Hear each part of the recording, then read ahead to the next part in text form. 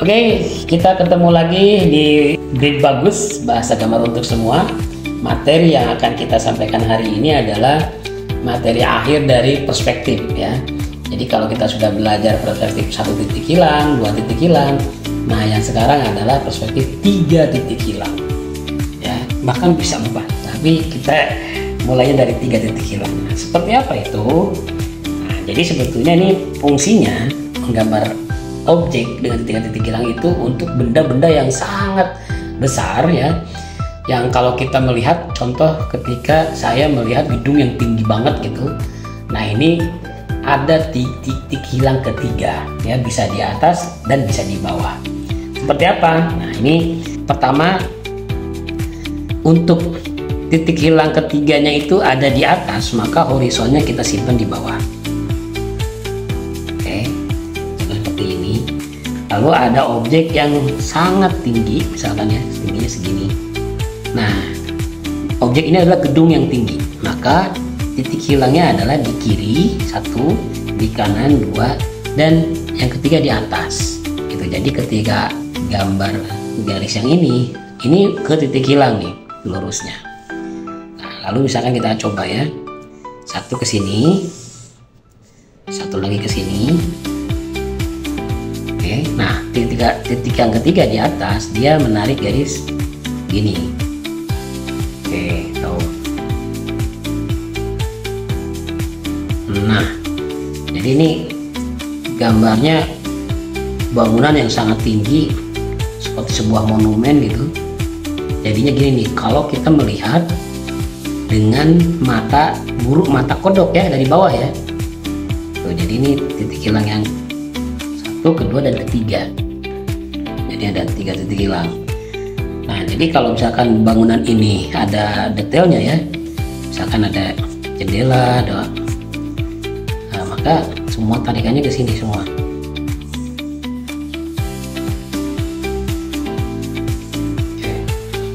Ya, terus kalau garis yang ke bawah, nah dari atas semua, sehingga garisnya benar gitu ya.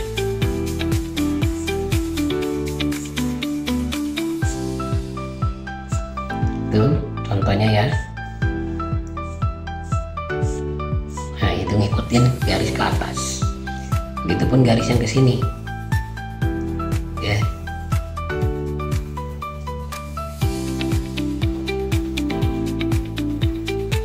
Gitu ya. Nah kalau ada bangunan di sebelahnya ya jadinya otomatis akan distorsi ya.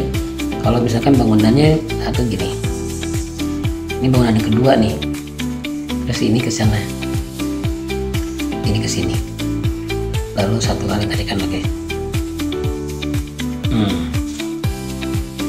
Ya. Oke.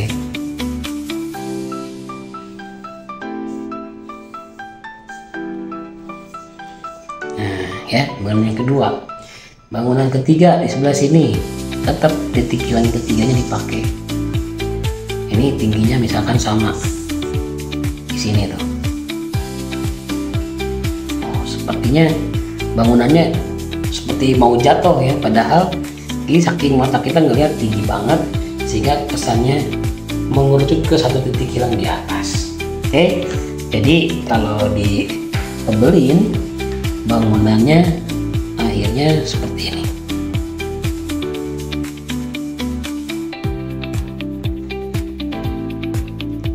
Ada panduan titik hilang yang ketiga di atas selain kiri dan kanan.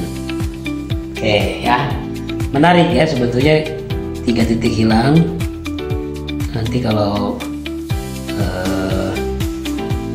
belajar membuat objek yang tinggi banget, maka disarankan menggunakan 3 titik hilang supaya kesan tingginya dapat gitu ya, kesan monumentalnya dapat banget. Oke, nah itu ya kurang lebih cara pertama. Jadi membuat objek yang sangat tinggi dilihat dari bawah, jadinya seperti ini.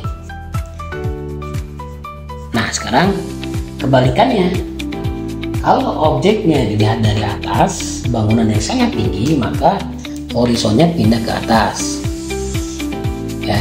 Nah, objeknya di bawah horizon, lalu tingginya ke bawah gitu.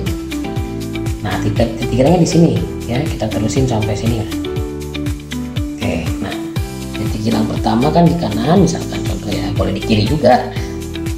Kita buat seperti nih.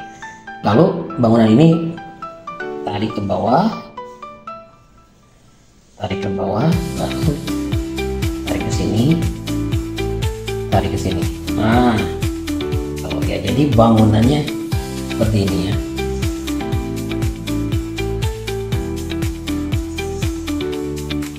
Menarik bukan ya? Kesannya kalau sebenarnya dua cara gambar ini kalau dilihat di mana sih pernah dipakainya, coba cek di komik-komik superhero ya, kayak di Marvel, DC itu kalau menggambarkan kota dari atas, karena kebanyakan superhero kan terbang ya atau berada di atas gitu, maka gambar-gambar bangunannya seperti ini nih, tinggi-tinggi dan dibuat dengan perspektif 3 titik hilang ya. Kalau misalkan ada bangunan lainnya ya sama, kesannya begini nih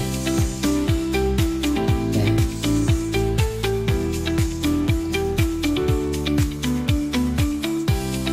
Oke, kalau bangunannya di sini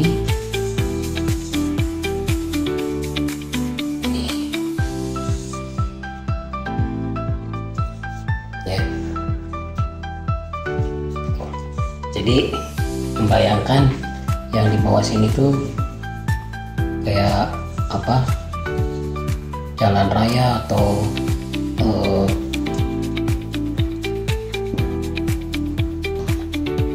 kendaraan dan sebagainya ya di bawah sana. Jadi ini cara membuat gambar objek dengan titik hilang.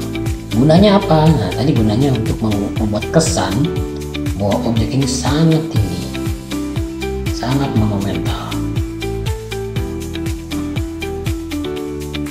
ya. Jadi gambar itu kan soal citra, soal kesan, soal image ya. Jadi yang kita buat dengan 3 titik hilang ini, kesan atau citra bangunan ini sangat tinggi.